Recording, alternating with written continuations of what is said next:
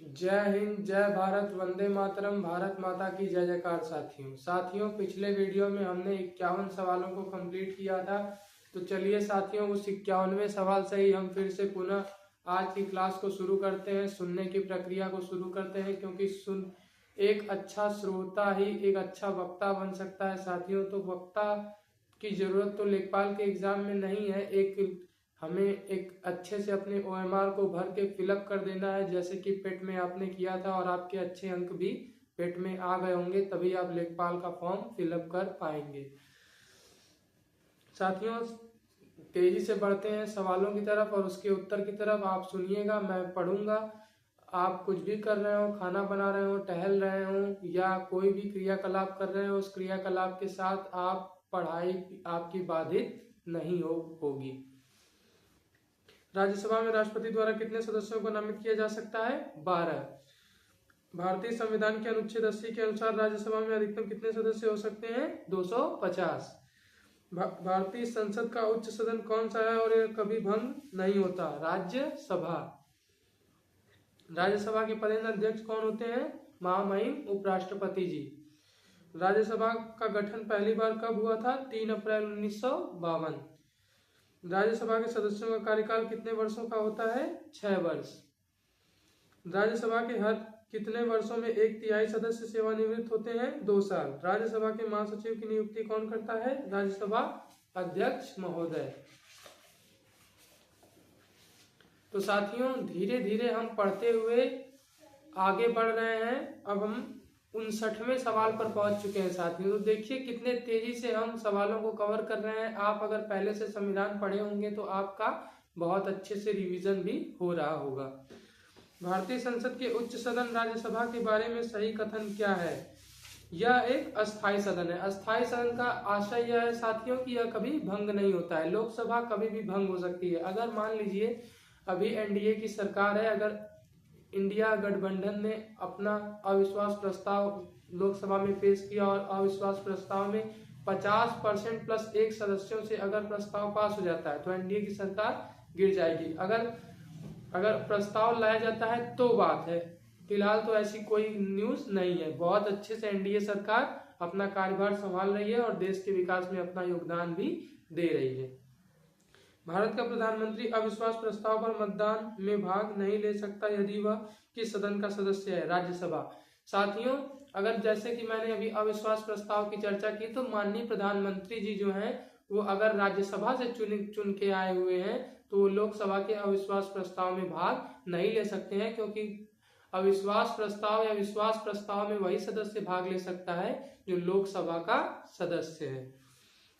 भारत राज्यसभा किसके निर्माण के लिए उत्तरदायी है? अखिल भारतीय सेवाएं। साथियों अखिल भारतीय सेवाएं जो है उनको सृजित करने का अधिकार राज्यसभा को भारतीय संविधान निर्माताओं ने दिया था।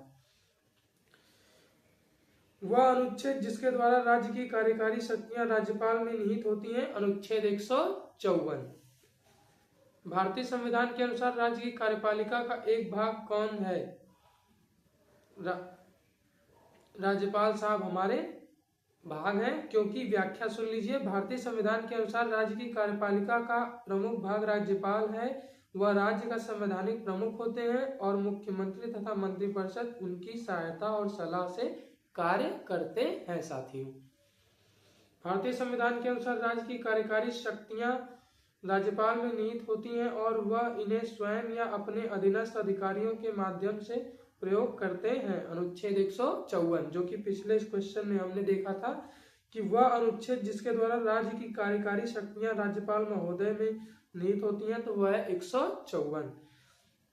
भारतीय संविधान का डैश यह प्रावधान करता है कि किसी भी नागरिक के साथ नस्ल, धर्म, जाति, जन्मस्थान या इनमें से किसी भी आधार पर भेदभाव नहीं किया जाएगा। तो साथियों अनुच्छेद 15 है जो कि नस्ल, धर्म, जाति, जन्मस्थान या इनमें से किसी भी आधार पर भेदभाव बिल्कुल भी नहीं करेगा। साथियों हम 66वें क्वेश्चन में पहुंच चुके हैं। तो आप कमेंट में जरूर बताइए कि आप कैसा महसूस कर पा रहे हैं। क्या आपको मेरी वॉइस पूरी तरह से क्लियर जा पा रही है कि नहीं जा पा रही है साथियों? और आपका जो भी सुझाव हो, आप जो भी श्रीमती एवं श्री शिक्षण संस्थान को अपना सुझाव देना चाहते हैं, वह सुझाव तहे दिल से पूरा आपका हर एक सुझाव का स्वागत है। उस पर विचार किया जाएगा, उस पर विमर्श किया जाएगा, उस पर सोच विचार किया जाएगा और बेहतर से बेहतरीन शिक्षा का स्तर कैसे हो उस पर भी हम लगातार मंथन कर रहे हैं। हमारी एक टीम है, टीम पूरा सपोर्ट दे रही है, उस टीम के सपोर्ट से ही मैं पढ़ा पा रहा हूँ। तो साथियों, आप भी अपना प्यार यूट्यूब, इंस्टा, फेसबुक पर इस वीडियो को देखते हुए एक लाइक के माध्यम से, एक कमेंट के माध्यम से, एक शेयर के माध्यम से अपना प्यार आप दे सकते हैं। और आप देखकर भी, सिर्फ मात्र देखकर अपने जीवन को सुधार कर परीक्षा में पास होकर भी वो प्यार दे सकते हैं। यह प्यार देने का माध्यम कोई भी हो सकता है, वह आपके ऊपर निर्भर है। तो चलते हैं नेक्स्ट क्वेश्चन की ओर। शिक्षा का अधिकार जो एक मौलिक अधिकार है, किस अनुच्छेद से संबंधित है साथियों? 21A। अल्पसंख्यकों के हितों की सुरक्षा से संबंधित अनुच्छेद 29 है। शिक्षा का अधिकार की बात की जाए साथियों तो ये 21A। भारतीय संविधान के अनुच्छेदों में मौलिक अधिकारों से संबंधित प्रावधान है। साथियों, अनुच्छेद 12 से लेके 35 तक मौलिक अधिकार है। पहले साथियों 7 मौलिक अधिकार थे, लेकिन 44वें संविधान संशोधन 1978 के तहत संपत्ति के अधिकार को समाप्त कर दिया गया। अब साथियों सिर्फ 6 मौलिक अधिकार हैं। पहला है समानता का अधिकार, स्वतंत्रता का अधिकार, शोषण के विरुद्ध अधिकार, फिर धार्मिक स्वतंत्रता का अधिकार, सांस्कृतिक एवं शैक्षणिक अधिकार और है संवैधानिक उपचारों का अधिकार। संवैधानिक उपचारों का अधिकार साथियों अनुच्छेद 32 के तहत आप डायरेक्ट सर्वोच्च न्यायालय में 5 प्रकार की रिट होती हैं, कोई भी रिट आप दायर कर सकते हैं, जिसकी चर्चा हम आगे आने वाले वीडियो में करेंगे जब हम मौलिक अधिकार को विस्तार से पढ़ेंगे। भारतीय संविधान के अनुच्छेद 12 से 35 में साथियों मौलिक अधिकारों का उल्लेख किया गया है। भारतीय संविधान में शामिल नहीं किया गया मौलिक अधिकार कौन सा है साथियों? तो संपत्ति का अधिकार, जैसे कि मैंने बताया 44वें संविधान संशोधन अधिनियम 1978 में ये समाप्त कर दिया गया संपत्ति का अधिकार। संपत्ति का अधिकार समाप्त करने के पीछे यह भी रणनीति थी साथियों की जो सार्वजनिक कार्यों में कई प्रकार की बाधाएं आ रही थी, उस बाधाओं को समाप्त करने के लिए ही संपत्ति के अधिकार को समाप्त करके और 6 मौलिक अधिकारों को बनाए रखा गया। मौलिक अधिकारों के उल्लंघन की स्थिति में सीधे सर्वोच्च न्यायालय में याचिका किस अनुच्छेद के तहत दायर की जा सकती है? अनुच्छेद 32। पहले ही मैंने साथियों जिक्र किया था अनुच्छेद 32 का, जो कि इस प्रश्न के माध्यम से आ गया कि मौलिक अधिकारों के उल्लंघन की स्थिति में सीधे सर्वोच्च न्यायालय में याचिका किस अनुच्छेद के तहत दायर की जा सकती है? अनुच्छेद 32। भारतीय संविधान के 86वें संशोधन अधिनियम द्वारा अनुच्छेद 21A को जोड़कर कौन सा अधिकार मौलिक अधिकारों की सूची में शामिल किया गया? शिक्षा का अधिकार साथियों। शिक्षा का अधिकार ये 86वें संविधान संशोधन अधिनियम सन 2002 है, शायद वो क्लियर कर लूंगा मैं। तो 86वें संविधान संशोधन 2002 के माध्यम से 21A के तहत शिक्षा का अधिकार जोड़ा गया। और साथियों 86वें संविधान संशोधन के ही तहत 11वां मौलिक कर्तव्य जोड़ा गया, क्योंकि 42वें संविधान संशोधन के तहत सिर्फ 10 मौलिक कर्तव्य थे, जो कि आदरणीय स्वर्ण सिंह समिति जी के सुझाव पर गठित समिति के सुझाव पर 10 मौलिक अधिकार भारतीय संविधान में अनुच्छेद 51A के तहत जोड़े गए थे। भारतीय संविधान का कौन सा अनुच्छेद शोषण के खिलाफ अधिकार देता है? 23 और 24। 23 कहता है बलाश्रम से संबंधित है, यानी कि किसी से भी आप फोर्स्ड लेबर नहीं करा सकते, किसी से भी जबरदस्ती कार्य आप नहीं करा सकते, बिना वेतन के कार्य, बिना उसकी इच्छा के काम आप नहीं करा सकते हैं। 24 कहता है कि 14 वर्ष से अगर किसी बालक की आयु 14 वर्ष से कम है तो उसको कारखाने में या किसी व्यवसाय में आप शामिल नहीं कर सकते हैं। साथियों आप बच्चों को भीख मांगते हुए देखते होंगे, कई ठेले पे काम करते हुए देखते होंगे।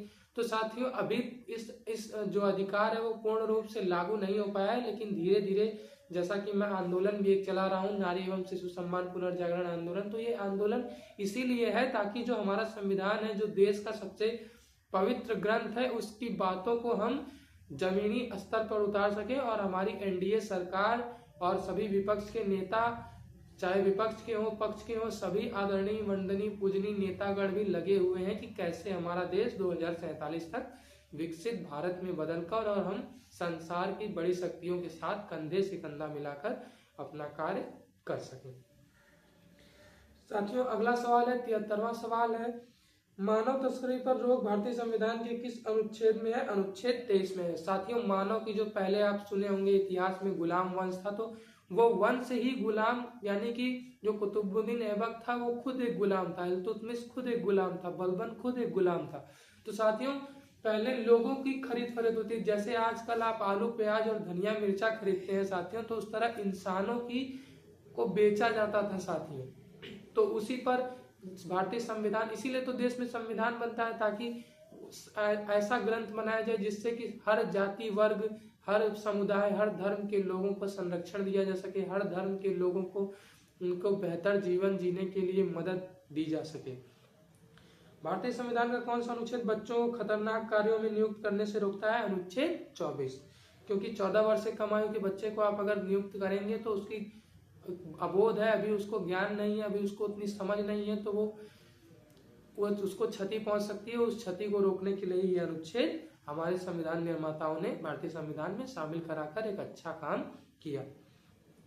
मौलिक अधिकारों के तहत संवैधानिक उपचार का अधिकार का अर्थ क्या है? नागरिक सीधे सर्वोच्च न्यायालय में जा सकते हैं। इसका सीधा सीधा अर्थ है कि नागरिक सीधे सीधे सर्वोच्च न्यायालय में जाकर अपनी समस्या जिस भी प्रकार की है 5 रिटों में से जिन रिटों में वो सुटेबल फिट हो रहे हैं तो वो दायर कर सकते हैं। तो साथियों हम 75 सवाल कंप्लीट कर चुके हैं। मिलते हैं नेक्स्ट वीडियो में। आपने इतना धैर्यपूर्वक श्रीमती एवं श्री शिक्षण संस्थान को सुना, मैं आप तक अपनी बातों को पहुंचा पाया, इस हेतु आप और मैं दोनों ही बहुत बहुत बधाई के पात्र हैं। साथियों मिलते हैं नेक्स्ट वीडियो में, 76वें सवाल से शुरू करेंगे। तो साथियों जय हिंद, जय भारत, वंदे मातरम, भारत माता की जय जयकार। साथियों स्वस्थ रहिए, मस्त रहिए, अपना ख्याल रखते रहिए और कॉम्पिटिटिव एग्जाम में अपनी सफलता को धीरे धीरे प्राप्त करते रहिए।